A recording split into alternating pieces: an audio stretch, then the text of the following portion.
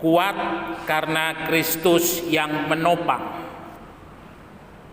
Kita sama-sama buka di dalam Ayub pasal yang pertama ayat 20 dan 22. Ayub pertama ayat yang ke-20 sampai 22.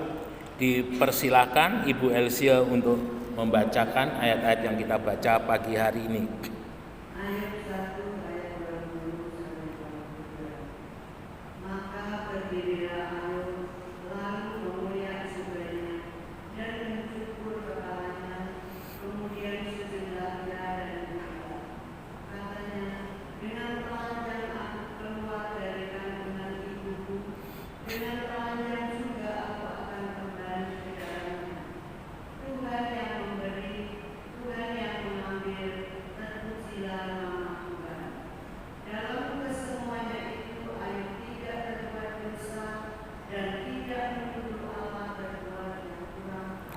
Ya, terima kasih. Bapak Ibu yang saudara yang dikasihi oleh Tuhan, ulang tahun yang ke-80. Jadi usia Indonesia tidak lagi muda ya. Kalau usia 80 itu kalau manusia itu sudah sampai kepada usia manula. Kita sadar bahwa kita tidak hidup di dalam situasi yang baik-baik saja.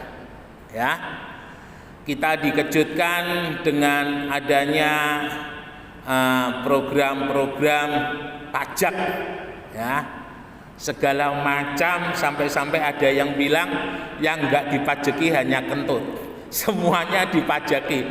Orang kencing pajak 2.000, ya, lalu kemudian semuanya kena pajak, hanya kentut yang tidak kena pajak.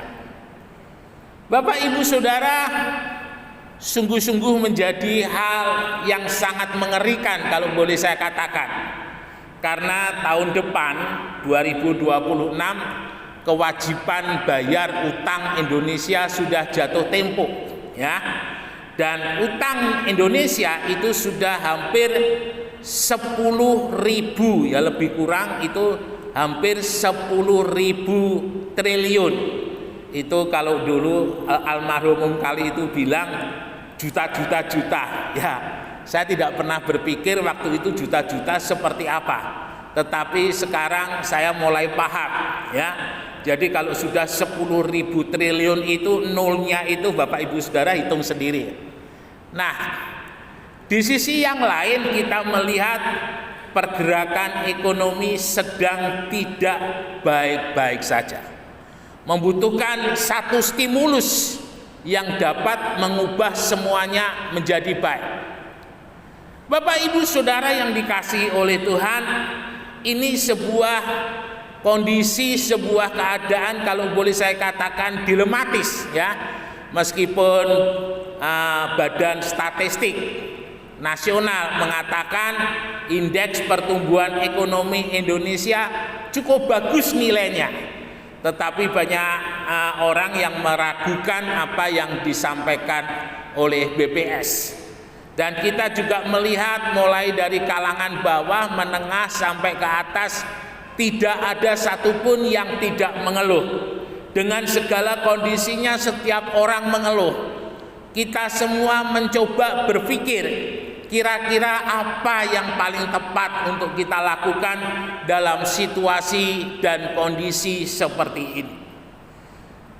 Saya tidak mencoba Bapak Ibu Saudara untuk mengatakan bahwa kita memasuki masa-masa antikris, ya, meskipun ada banyak yang meramalkan seperti itu. Tetapi paling tidak saya mengajak Bapak Ibu Saudara untuk berpikir realistis. Apa yang sedang kita hadapi hari ini, hadapilah bersama-sama dengan Tuhan. Kita tahu kondisi seperti itu adalah kondisi yang sangat memberatkan, ya, secara ekonomi. Tetapi di sisi yang lain kita juga masih harus tetap hidup dan masih harus tetap berjuang. Percayalah, kalau kita ada bersama-sama dengan Tuhan, kita pasti akan bisa melaluinya dan semuanya akan baik-baik saja. Ada banyak kengerian yang ditafsirkan untuk Indonesia seperti Sri Lanka. Sri Lanka saat ini sedang mengalami satu kondisi, satu keadaan ekonomi yang luar biasa, ya, tidak baik-baik saja. Hampir semua sektor yang ada di Sri Lanka dalam kondisi yang tidak baik-baik saja. Kalau boleh saya katakan, Sri Lanka sudah mulai menjual negaranya ke China. China menjadi salah satu negara yang menjadi donatur banyak negara yang sedang banyak berkelut dengan masalah ekonomi. Kalau boleh saya katakan, Cina banyak membantu, tetapi harus diingat, membantunya negara China itu tidak tanpa pamrih. Ada sesuatu yang harus diberikan. Dan beberapa negara Afrika itu kalau boleh saya katakan negaranya sudah tergadaikan ke China. Bapak Ibu Saudara yang dikasihi oleh Tuhan, maksud saya membicarakan ini dan saya mengatakan ini adalah mengajak sebagai umat Tuhan. Kita boleh tetap setia kepada Tuhan, kita boleh tetap sungguh-sungguh kepada Tuhan, dan kita boleh tetap hati-hati di dalam pengelolaan keuangan. Ya, supaya apa? Supaya kita tidak sampai mengalami satu situasi dan kondisi yang tidak baik. Karena kita percaya sebagai orang yang percaya kepada Tuhan, saat Tuhan memimpin, sekalipun kita menghadapi laut Tebero, menghadapi padang gurun, menghadapi air yang pahit, kita akan tetap bisa melaluinya bersama-sama dengan Tuhan. Itu keyakinan saya, ya. Nah, Bapak Ibu Saudara, saya ambil dari kitab Ayub, karena Ayub ini situasi dan kondisinya kalau boleh saya katakan secara pribadi seperti yang kita alami hari-hari ini. Sampai-sampai Ayub mengatakan, dengan telanjang aku keluar dari rahim ibuku, dengan telanjang pula aku kembali. Dengan kata lain, Ayub sadar bahwa apa yang dia punya itu adalah punyanya Tuhan. Kalau Tuhan beri ya Tuhan beri, kalau Tuhan ambil ya silahkan Tuhan ambil. Artinya hatinya Ayub tidak ada dengan segala sesuatu yang menjadi miliknya. Dan ini adalah sebuah teladan yang juga ada di dalam kehidupan kita, ya. Biarlah setiap kehidupan kita juga seperti Ayub. Jika Tuhan memberkati, itu adalah sebuah prestasi, ya. Tetapi jika kita masih harus berjuang, biarlah kita terus berjuang. Bapak Ibu Saudara yang dikasihi oleh Tuhan, kita sudah membaca ayat tadi, bagaimana di sana Ayub mengatakan, dengan telanjang aku keluar dari kandungan ibuku, dengan telanjang juga aku akan kembali. Sebuah pemahaman yang luar biasa, di mana Ayub tidak mengatakan apa yang dimilikinya itu sebagai usahanya sendiri. Ayub tidak mengatakan apa yang dipunyainya oleh karena perjuangannya. Tetapi Ayub percaya bahwa yang dipunyainya segala sesuatunya berasal dari Tuhan. Bapak Ibu Saudara, kalau kita lihat kehidupan Ayub dari seorang yang sangat kaya, dalam waktu sekejap dia menjadi orang yang sangat miskin. Sebuah hal yang dilematis, ya.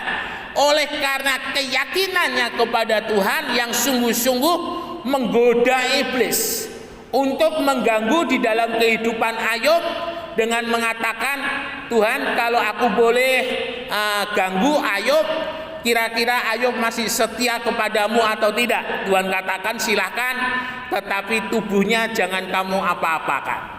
Bapak Ibu Saudara yang dikasihi oleh Tuhan, artinya apa?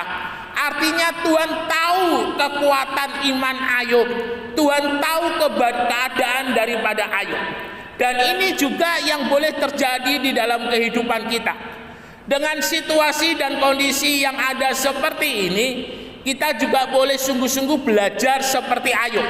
Supaya apa? Supaya ketika kita mendapatkan kemenangan, ada upah yang Tuhan berikan, ada upah yang bisa kita nikmati selagi kita masih ada di dalam dunia ini. Nah, Bapak Ibu Saudara, Ada dua hal yang kita lihat di sini. Yang pertama, Ayub 1 ayat 9 sampai 12.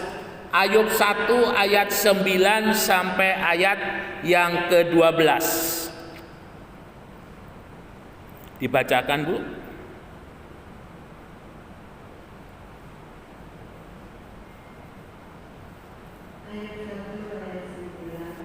Sampai 12, Bu.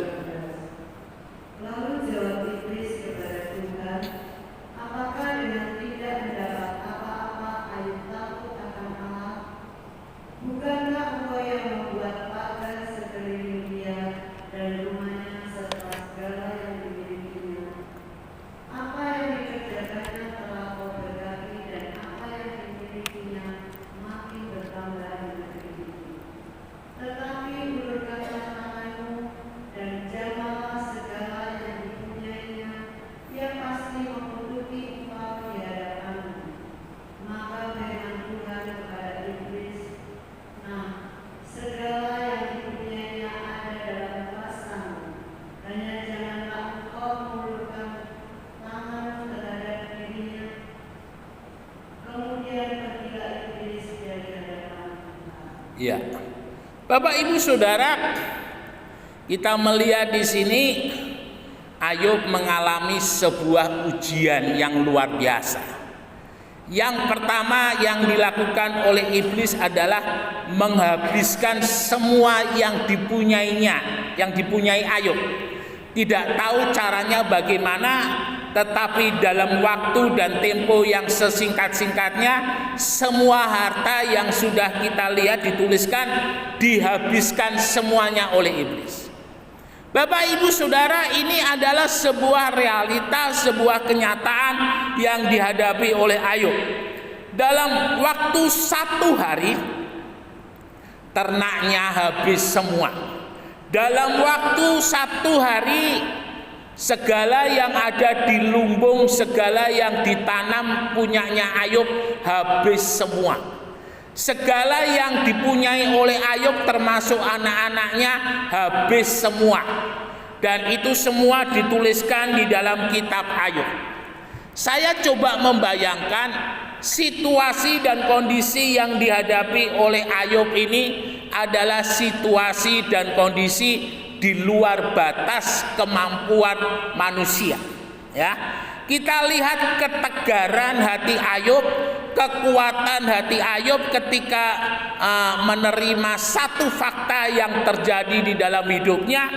Dia kehilangan semua harta kekayaannya dalam waktu 1 minggu. Ini adalah sesuatu hal yang istilah sekarang itu membagongkan, ya. Bagaimana tidak, satu belum diatasi, yang satu datang lagi, yang satu belum diatasi, datang lagi, yang satu belum diatasi, datang lagi. Dan ini kalau boleh saya katakan serangan yang bertubi-tubi yang dialami oleh Ayub. Bapak Ibu Saudara yang dikasihi oleh Tuhan, tetapi kita lihat di sini bahwa di dalam segala yang dihadapi oleh Ayub, Ayub tidak bersalah. Karena Ayub mempunyai prinsip segala sesuatu yang dimilikinya itu adalah dari Tuhan. Tuhan yang memberi, Tuhan yang mengambil. Nah, ini adalah satu pandangan daripada Ayub, di mana hatinya tidak terikat dengan segala sesuatu yang duniawi. Ayub di dalam hatinya sama sekali tidak terikat dengan segala yang sudah dimilikinya. Prestasi-prestasi hidup sebagai seorang usahawan yang sukses tidak bisa menggantikan Tuhan di dalam hidupnya. Bapak Ibu Saudara yang dikasihi oleh Tuhan, ini adalah satu hal yang Tuhan inginkan juga terjadi di dalam kehidupan kita. Sehingga satu ayat firman Tuhan mengatakan, carilah dahulu di dalam Matius, ya, Matius 6:33 itu kalau tidak salah. Carilah dahulu kerajaan Allah dan kebenarannya, maka semuanya itu akan ditambahkan kepadamu. Mengapa harus mencari kerajaan Allah dan kebenarannya? Tuhan mau di dalam kehidupan orang percaya yang rohani itu nomor 1, Tuhan itu nomor 1. baru kemudian yang lain-lainnya. Bapak Ibu Saudara yang dikasihi oleh Tuhan, Tuhan tahu sebenarnya akan keberadaan kecenderungan hati daripada manusia. Sehingga kalau saudara perhatikan tokoh-tokoh yang ditampilkan oleh Alkitab seperti halnya Abraham, ketika Tuhan mengatakan pergi dari keluargamu, sanak saudaramu, dari negerimu dan dari segala sesuatu yang kamu miliki, ya, dari tanah Abraham yang lama, Abraham meninggalkan semuanya. Abraham mengejar yang dijanjikan oleh Tuhan. Nah, ini perlu sekali dalam kehidupan kita sebagai orang percaya. Antara mengejar Tuhan dan berkatnya Tuhan, itu adalah sesuatu hal yang bersama-sama akan kita raih. Ketika Abraham dekat dengan Tuhan, maka berkat Tuhan itu langsung turun di dalam kehidupan Abraham. Ketika Abraham membangun mezbahnya dan dia menaikkan doa kepada Tuhan, maka berkat Tuhan itu langsung menyertai di dalam hidupnya. Dan kita lihat di dalam perjalanan daripada Abraham, nyaris perjalanannya itu kalau boleh saya katakan adalah perjalanan berkat. Ya, dari Abraham yang hanya membawa beberapa ekor ketika dia keluar dari negerinya dan beberapa orang yang mengikutinya, menjadi orang yang sangat kaya.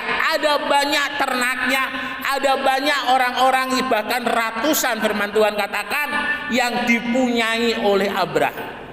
Nah, ini juga yang boleh kita sadari dalam hidup ini. Jadi jangan sampai kita balik yang jasmani yang pertama, kemudian yang rohani.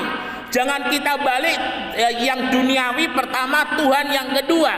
Tetapi kita harus ingat, ketika kita mencari Tuhan dan mendapatkan Tuhan, maka berkat itu juga akan mengikuti di dalam kehidupan kita.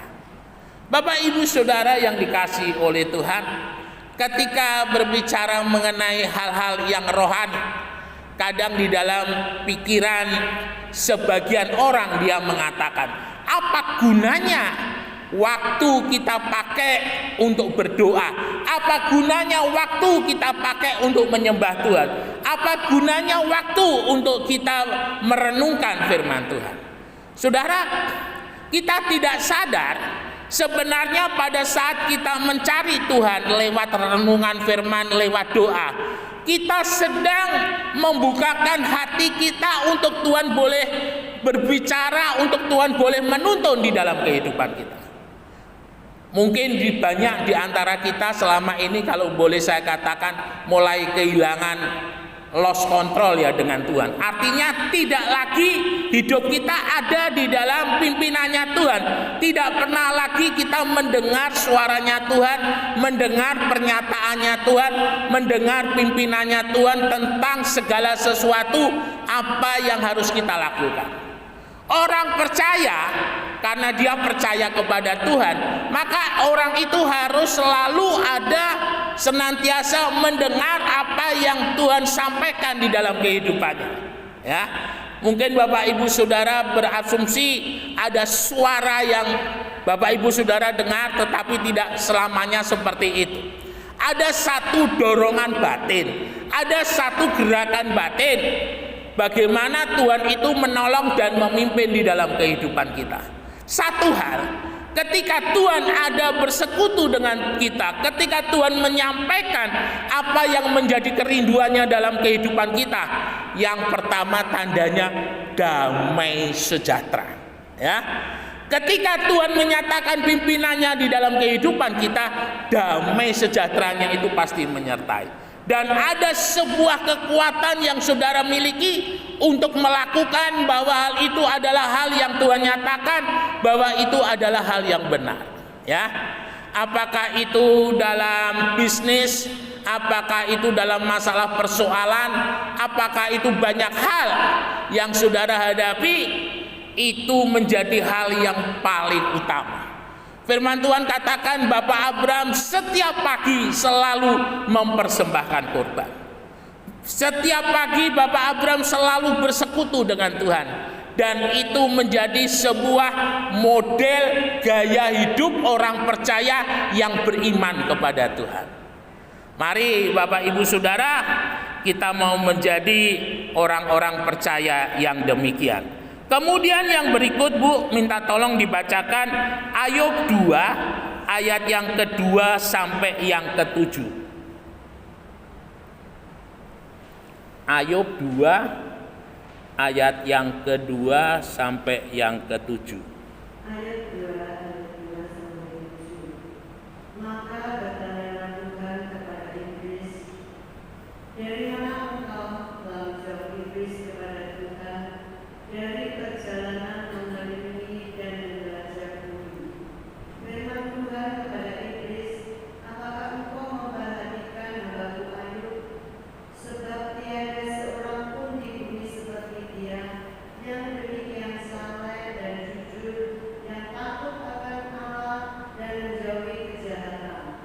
Ia tetap tekun dalam kesalehannya, meskipun engkau telah membujuk aku melawan dia untuk mencelakakannya tanpa alasan. Lalu jawab iblis kepada Tuhan, kulit ganti kulit, orang yang akan memberikan segala yang dipunyainya ganti nyawanya. Tetapi ulurkanlah tanganmu dan jamalah tulang dan dagingnya, ia pasti mengutubi engkau di hadapanmu.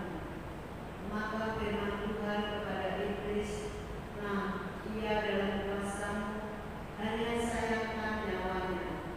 Kemudian iblis pergi dari hadapan Tuhan, lalu ditimbanya Ayub dengan bara yang busuk dari telapak kakinya sampai ke batu kepalanya. Ya, Bapak Ibu Saudara, menarik. Rupanya si iblis ini nggak terima ya, ketika dia sudah menghabiskan harta bendanya Ayub, tetapi Ayub sama sekali tidak mau menyangkali Tuhan. Jadi dengan hal-hal yang materi, Ayub tetap setia kepada Tuhan, dan iblis minta izin kepada Tuhan. Kulit ganti kulit, orang akan memberikan segala yang dipunyainya ganti nyawanya. Iblis luar biasa. Dia merayu Tuhan untuk dia mengganggu di dalam kesehatan daripada Ayub. Iblis percaya ketika Ayub kesehatannya dia garap, iblis pasti akan menyangkal kepada Tuhan. Tetapi iblis tidak tahu bagaimana kekuatan daripada iman Ayub kepada Tuhan itu, kalau boleh saya katakan lahir batin ya. Lahir materinya dihabiskan, tinggal batinnya. Dan kita lihat Ayub tidak kena godaan daripada iblis. Iblis minta izin dan Tuhan izinkan, dan iblis mulai mengganggu kesehatan daripada Ayub. Mungkin Bapak Ibu Saudara masih ingat beberapa waktu yang lalu di Afrika itu, kalau nggak salah sakit ini dari kera ya, virusnya itu sakit Ebola. Jadi orang ketika kena Ebola itu kulitnya melempuh-melempuh seperti orang bisul begitu ya, melempuh-lempuh lalu kemudian pecah. Dan itu yang dialami oleh Ayub. Firman Tuhan katakan kalau sudah kumat ya, sakitnya itu gatelnya luar biasa. Sampai Ayub menggaruk-garuk kulitnya itu pakai kerewek. Jadi betul-betul iblis mengganggu di dalam kehidupan Ayub itu sudah total. Sampai-sampai istrinya Ayub tuh karena dia sayang sama Ayub, katakan kepada Ayub, wis toh mas, sangkali Tuhan naik. Ya kira-kira bahasanya seperti itu. Tetapi Ayub marah, perempuan sialan ya. Karena firman Tuhan katakan istri itu adalah sebagai penolong, sebagai pendamping di dalam suami, tetapi justru istri Ayub ini mendorong Ayub untuk meninggalkan Tuhan, mendorong Ayub untuk menyangkal Tuhan. Tetapi Ayub tidak mau. Bapak Ibu Saudara yang dikasihi oleh Tuhan, ini betul-betul sudah keterlaluan ya iblis. Harta bendanya sudah dihabiskan, sekarang ganti tubuhnya. Jadi kalau boleh saya katakan tidak ada yang tersisa di dalam kehidupan Ayub. Kalau saudara lihat di gambar-gambar mengenai sosok daripada Ayub itu kasihan ya. Dia hanya memakai penutup auratnya, lalu kemudian tubuhnya itu penuh dengan luka. Tetapi kita melihat Ayub sama sekali tidak mau menyangkali Tuhan. Firman Tuhan katakan Ayub tetap benar di hadapan Tuhan. Ayub tidak mau, kalau boleh saya katakan, marah kepada Tuhan. Ayub menjaga hatinya tetap berkenan kepada Tuhan. Saudara yang dikasihi oleh Tuhan, iman yang modelnya seperti Ayub ini adalah iman yang juga dimiliki oleh Sadrah, Mesah, dan Abednego.